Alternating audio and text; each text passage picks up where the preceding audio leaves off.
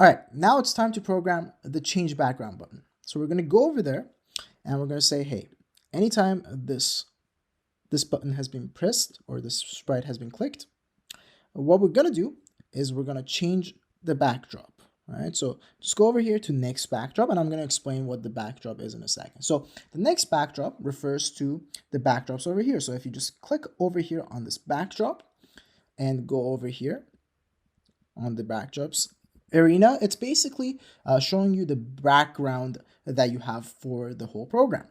Now, obviously, you could add more stuff over here. You can just go to choose a backdrop and let's say add a baseball court, right?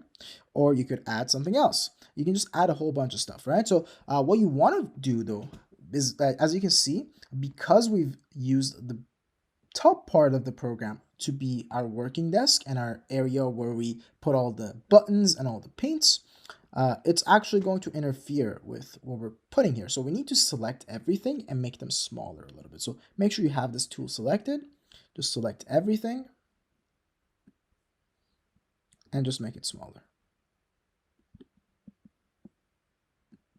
All right, make sure that it fits.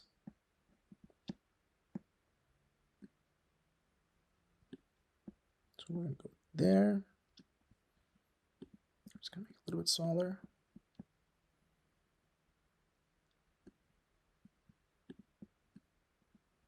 There we go, that should be nice.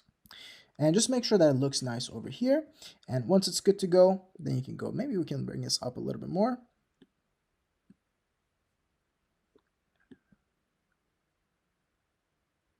There we go. All right, and you can just play around with it, right? You can add any backdrop that you want. Let's go and check out another one. Night City is a really nice one. I like that one. So again, just make sure that you select the whole thing. Make it a little bit smaller. So bring it down so that it doesn't creep over our workspace. So just go a little bit more, and there we go. That looks perfect. And we're just going to save a couple like this. 4 or 5 would be ideal. So let's go add a couple more. Let's add the jungle over here. Again, just select the whole thing. And just bring that down a little bit more. Bring it up. There we go. All right, and then one more. You can select whichever you want. The desert looks kind of cool. So let's add the desert. And again, select the whole thing, bring it down up until a point where it looks good on the screen on the right. There we go. That looks seamless. Very nice. And we're just going to leave this be. So let's just go to the original backdrop and go to the code. Now, what happens is that every time we press this button, this happens, right? We go to the next backdrop. We go to the next backdrop, the next backdrop, and the next backdrop. Right, and it keeps changing those, and it goes back to the white one if you press through all of them. Right, so the same thing happens also when you click on the actual button. So let's run the program. Let's just click on the button, and there we go.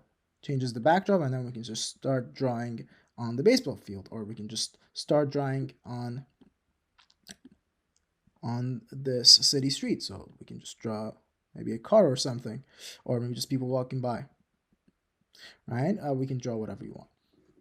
And you can just keep changing the background. If you want to go to the original background where you had nothing and it was a blank slate, you can just click through all of them and you'll go back to this. All right, so nothing crazy. You just need to make sure you go to the backdrops and you select a couple, right? By going over here and just selecting a couple. You can add as many as you want.